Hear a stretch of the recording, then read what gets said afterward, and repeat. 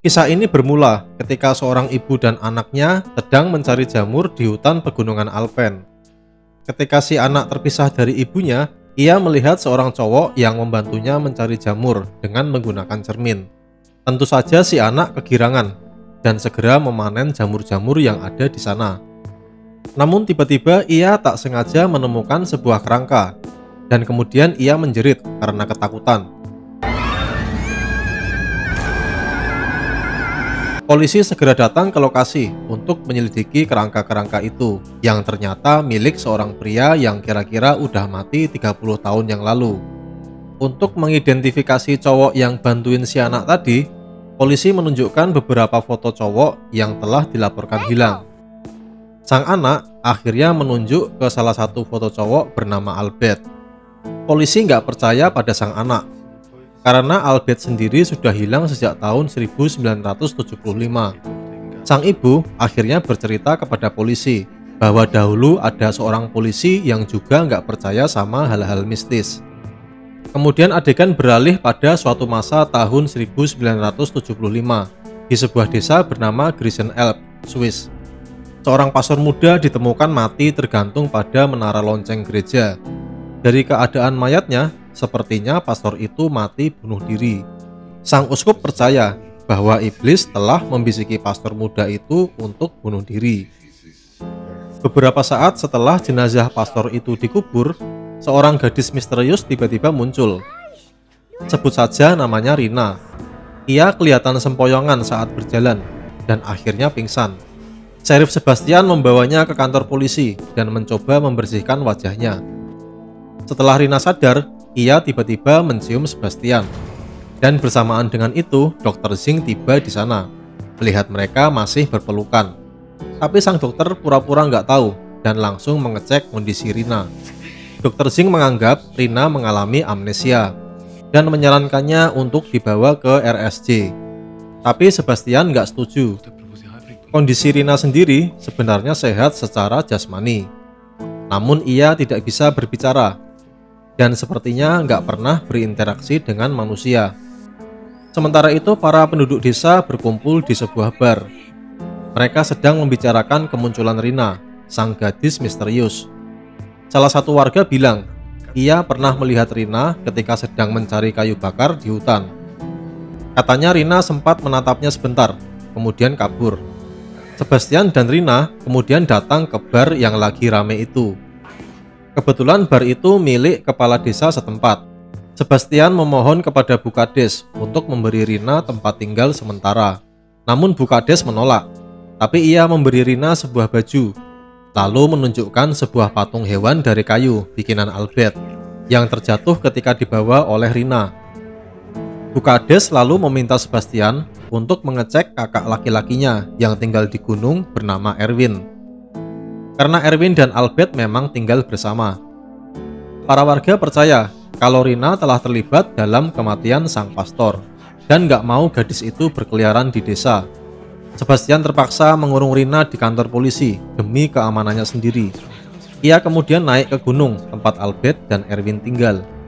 Sebastian mengecek pondok mereka, namun nggak ada siapa-siapa di sana. Akhirnya ia meninggalkan catatan di meja dan kemudian pergi. Ketika Sebastian telah keluar dari pondok, tampak ada tangan yang melambai dari jendela. Sebastian kembali ke kantor polisi dan ternyata sang uskup sudah menunggunya di sana. Uskup itu menuduh Rina sebagai kaki tangan iblis dan mengacungkan salib ke arahnya. Rina benar-benar tampak ketakutan melihat salib. Sebastian nggak tega ngelihatnya dan mengusir sang uskup untuk pergi. Sebastian akhirnya memutuskan untuk membawa Rina ke rumahnya agar ia lebih terlindungi. Ia memakaikan baju pemberian Bukades dan juga memfotonya. Sebastian menyuruh Rina menuliskan namanya di secarik kertas, tapi Rina malah menggambar semacam salib. Rina sendiri kelihatan mulai suka sama Sebastian dan mencoba untuk menciumnya lagi. Tapi Sebastian tetap berusaha mengontrol diri dan menyuruh gadis itu untuk segera tidur. Adegan beralih pada flashback ketika seseorang bernama Martin datang ke desa dan bertemu dengan Erwin. Martin bilang kalau dia baru aja putus dari pacarnya dan ingin lari dari kebisingan kota. Ia ingin tinggal sementara di pondok bersama Erwin dan Albert. Setelah itu mereka minum-minum. Tapi kemudian Martin teringat mantan pacarnya dan sedih lagi. Untuk menghibur Martin, Erwin menceritakan sebuah legenda bernama Senentunsi. Legenda itu menceritakan tentang 3 orang gembala yang lagi sange. Mereka lalu membuat sebuah boneka menggunakan sapu, jerami, dan baju bekas. Mereka bersenang-senang dengan boneka itu. Sang iblis merasa iba kepada mereka dan akhirnya mengubah boneka mereka menjadi cewek sungguhan. Cewek jadi-jadian itu kemudian membantu pekerjaan rumah pada siang harinya, dan pada malam hari ia jadi ladang cocok tanam untuk 3 gembala itu. Dalam keadaan mabuk, Erwin menyuruh Albert untuk membuat boneka yang seperti dalam dongeng. Mereka bertiga kemudian mengucap mantra untuk mengubah boneka menjadi cewek sungguhan. Masih dalam keadaan mabuk, mereka kemudian bernyanyi dan menari bersama si boneka, seolah-olah menganggap boneka itu benar-benar hidup. Namun Albert akhirnya ketakutan dan kemudian memasukkan boneka ke dalam gudang. Keesokan paginya, ketika mereka terbangun, mereka terkejut melihat ada cewek beneran di gudang. Ia mengenakan baju yang sama seperti boneka yang mereka buat. Mereka nggak tahu kalau cewek ini adalah Rina, gadis misterius yang tiba-tiba muncul di desa. Erwin takut sama gadis itu, karena dalam legenda, cewek jadi-jadian itu akhirnya akan membunuh para gembala dan mengubah mereka menjadi boneka juga.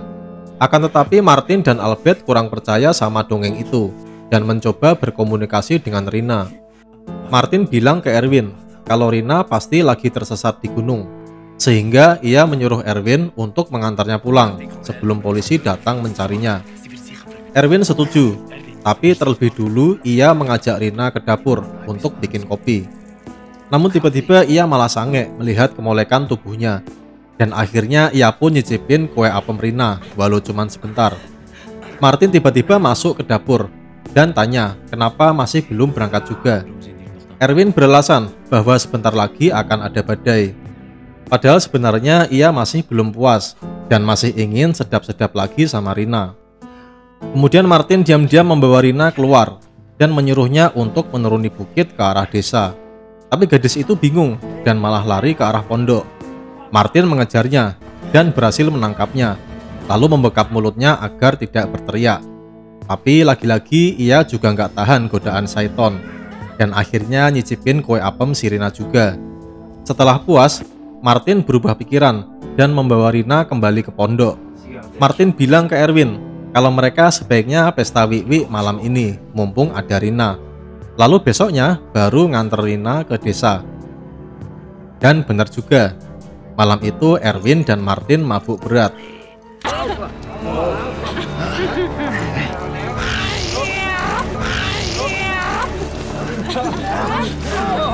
Lalu dilanjutkan dengan pesta sandwich dengan si Rina sampai puas. Nggak tahu kenapa, tangan Martin tiba-tiba sempat digigit oleh Rina waktu dia lagi enak-enaknya. Akhirnya Erwin dan Martin pun tepar, tapi Rina malah bangun, mengambil sebilah pisau dan pergi. Pada pagi harinya, mereka menemukan kambing-kambing di kandang telah dibantai semua. Erwin menduga Rina lah pelakunya, karena pada waktu mereka bangun, gadis itu sudah pergi duluan. Erwin marah dan bersumpah akan membunuh Rina kalau ketemu. Tapi ternyata Martin duluan yang menemukan Rina dan menyembunyikannya di gudang untuk melindunginya dari Erwin. Martin kemudian bergabung dengan Erwin, pura-pura ikut bantu nyariin Rina. Martin berbohong pada Erwin dengan bilang bahwa ia melihat Rina sudah kabur menjauh. Pada malam harinya, ternyata tangan Martin yang habis digigit terinfeksi tetanus. Kondisinya pun semakin memburuk. Martin akhirnya ngaku ke Erwin kalau ia sebenarnya telah membunuh mantan pacarnya. Erwin hendak membawa Martin ke puskesmas di desa, tapi Martin nggak mau karena ia takut ditangkap polisi. Akhirnya Erwin memutuskan akan merawat luka Martin di rumah. Ia menyuruh Albert untuk mengambil sebotol alkohol dari gudang. Begitu Albert masuk ke gudang, Rina langsung memukul kepalanya dengan botol hingga pingsan. Tapi setelah itu Rina tampak menyesal telah melakukannya. Erwin yang menyadari bahwa Albert nggak balik-balik, memutuskan untuk menyusulnya ke gudang. Tapi di dalam gudang Erwin melihat Rina dan ia langsung menguncinya dari luar, lalu membakar gudang itu.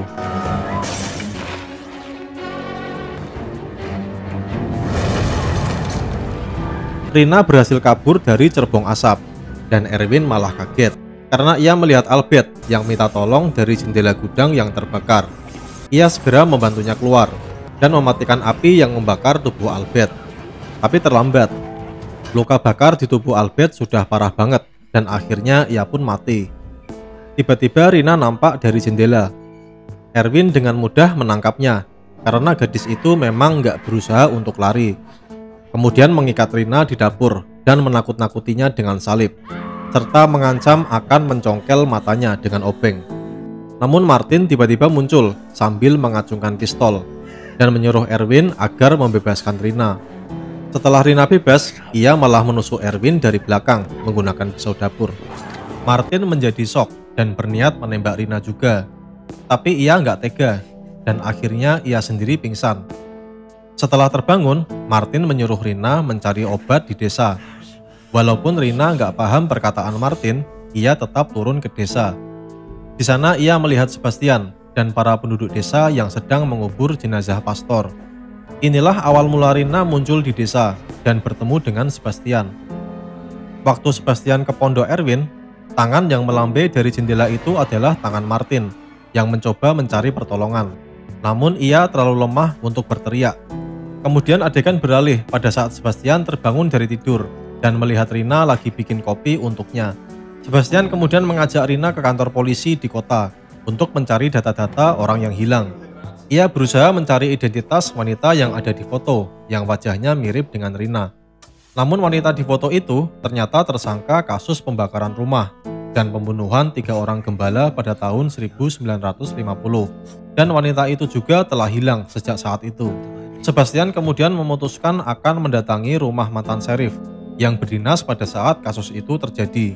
Sebelum pergi, ia menitipkan Rina pada Pak Kades yang lagi ada di pabriknya. Di rumah Pak mantan sheriff, Sebastian menunjukkan foto Rina kepadanya. Pak mantan sheriff terkejut melihat kemiripan wajah wanita di foto tahun 1950 dengan foto Rina. Ia juga bilang bahwa hanya kasus ini yang belum terpecahkan selama ia menjabat sebagai sheriff. Yang ia tahu tentang wanita di foto itu hanyalah bahwa ia adalah seorang wanita gipsi. Ketika Rina sedang menunggu Sebastian di pabrik, sang uskup tiba-tiba menyelinap masuk dan hendak membunuh Rina dengan pisau. Untungnya Pak Kades segera mencegahnya. Namun Rina yang ketakutan malah berlari ke rumah sang kepala desa. Di sana ia melihat Bu Kades dan meminta makanan. Bu Kades lalu memberinya sebutir apel. Ia lalu memberkati rotinya dengan gambar salib dan menawarkan rotinya juga kepada Rina. Namun Rina yang takut akan salib malah menubruknya. Sebastian kemudian kembali di pabrik, tapi udah nggak ada siapa-siapa di sana. Sehingga ia kemudian ke rumah Pak Kades, namun Rina juga nggak ada di sana. Ia marah pada Pak Kades. Namun Dr. Zing muncul dari dalam kamar, menggendong bayi yang sudah mati. Ia bilang bahwa Bu Kades keguguran gara-gara ditubruk oleh Rina. Sebastian merasa bersalah, namun ia tetap tidak akan menyerah mencari Rina. Pada prosesi pelepasan jenazah si jabang bayi di gereja, sang uskup memberikan khotbahnya dan bilang bahwa Rina adalah penjelmaan dari iblis yang akan menghancurkan umat manusia. Sang uskup memerintahkan para penduduk desa untuk menggambar salib di pintu rumah masing-masing demi mengusir iblis. Sebastian mengkhawatirkan nasib Rina yang kini hilang entah kemana. Ia kemudian menelepon Pak mantan sheriff untuk mencari petunjuk. Sayangnya, Pak mantan sheriff telah meninggal kena serangan jantung. Sebastian kemudian dikirimi selebaran yang isinya gambar seorang buronan kasus pembunuhan bernama Martin yang telah membunuh mantan pacarnya. Jadi sebenarnya si Martin ini mendatangi Erwin dan Albert dalam rangka menghindari kejaran polisi. Pada malam harinya, Rina kembali ke rumah Sebastian. Sebastian lalu membawa Rina keluar dari desa untuk menghindari amukan warga. Namun ia mengalami kecelakaan ketika mobil yang dikendarainya berusaha menghindari truk yang diparkir di tengah jalan. Ternyata warga desalah yang sengaja memarkir truk itu. Akan tetapi, Rina telah berhasil kabur duluan. Sebastian sempat diancam akan dibunuh oleh Pak Kades dan warga yang ingin menangkap Rina. Tapi untungnya nggak jadi, sehingga ia kemudian balik ke rumahnya dan berencana menyelidiki sang uskup. Sebastian tiba di kantor sang uskup yang sekaligus tempat kediamannya. Di lemari pakaiannya, ia menemukan pintu rahasia yang menuju ruang bawah tanah. Di sana ia melihat tempat tidur dan sebuah boneka. Sepertinya seorang gadis sudah lama disekap di tempat ini semenjak ia masih kecil. Sebastian lalu pura-pura ke bilik pengakuan dosa, kemudian menangkap sang uskup. Sebastian menyimpulkan bahwa wanita pada foto dari tahun 1950 itu adalah ibunya Rina. 25 tahun yang lalu wanita itu diperkosa oleh sang uskup dan akhirnya hamil, kemudian melahirkan bayi perempuan. Sang wanita sempat kabur dan bersembunyi di rumah 3 orang gembala di gunung, tapi ketahuan oleh sang uskup, sehingga ia memaksa sang wanita untuk terjun ke jurang. Untuk menutupi kejahatannya, sang uskup juga membunuh 3 orang gembala itu dan membakar rumahnya. Peristiwa ini adalah awal legenda Senentunsi mulai ada. Sang uskup kemudian menyembunyikan anak dari hasil perbuatannya ke dalam ruang rahasia dan menyuruh seorang pastor untuk merawatnya. Setiap kali sang pastor mengantarkan makanan, ia selalu menakut-nakuti Rina dengan salib. Itulah mengapa Rina selalu takut ketika melihat salib. 6 hari yang lalu, Rina berhasil kabur dari tempat ia disekap dan sempat mendorong sang pastor hingga jatuh dan akhirnya mati.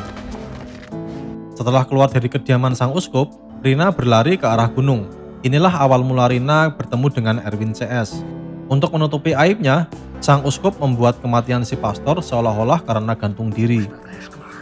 Seorang anak kecil memberitahu Sebastian bahwa ia telah melihat Rina di gunung.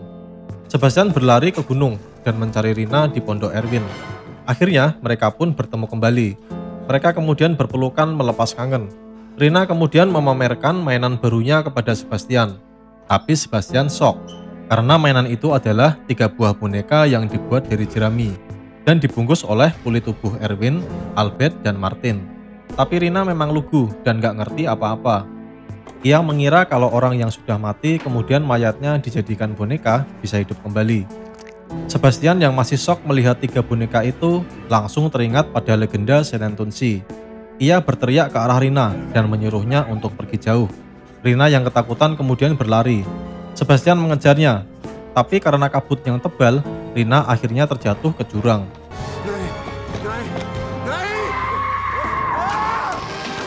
Sebastian sendiri juga hampir jatuh ke jurang, tapi ia masih tersangkut di pohon.